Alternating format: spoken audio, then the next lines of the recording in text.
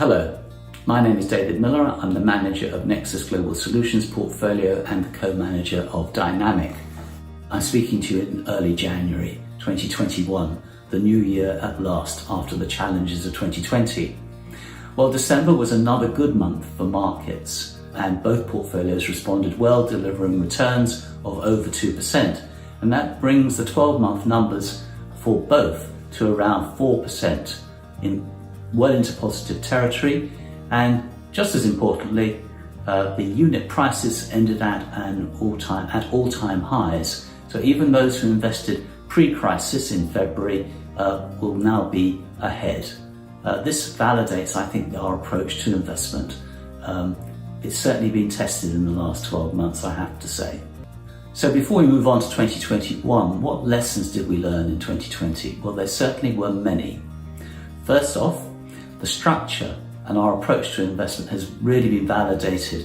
Liquidity, quality, focus, diversification. As I say, the results speak for themselves.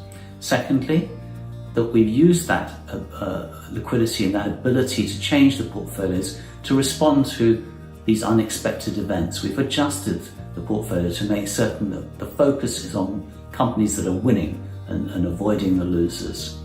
And the third thing is easy to say, hard to do, is that keeping calm at moments of crisis, behaving rationally is the way to deliver a good longer-term return.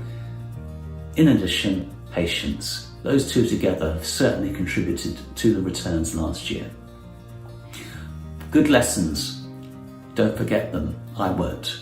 So why have investment markets continued to rise? I've said that removal of uncertainties is an important factor.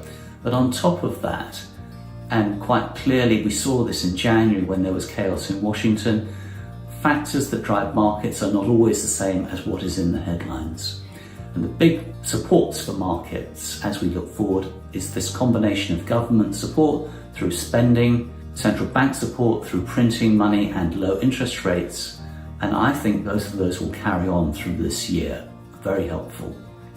And the second thing, and perhaps the most important, is that the vaccines that have been discovered are now being rolled out. The implementation programs are happening.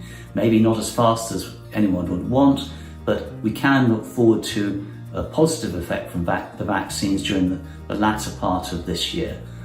In the coming months, in fact, we will see quite how quickly that comes through. But investment is about looking to the future, and we can see the future looking better as we move into the second half of this year. The current news, restrictions, lockdowns, unemployment, small companies really struggling to stay in business, we know all of that. It does matter, but from an investment point of view, it's what comes next that is really the driver. So 2021 is shaping up to be another challenging year for investment, but not a year to be avoided. 2020 had its challenges, as I don't need to remind you. We're not quite clear about where certain factors will go, but the benefit of active management is that we're able to adjust the portfolios as events unfold. But we have a view, and we're implementing on that view. And that view is based on the adaptability of companies to succeed despite change, and the adaptability of all of us. Innovation, the ability to take advantage of opportunities as they come through. That's what it's all about. And we proved we can do that in 2020, all of us. And I think the same is going to be true of 2021.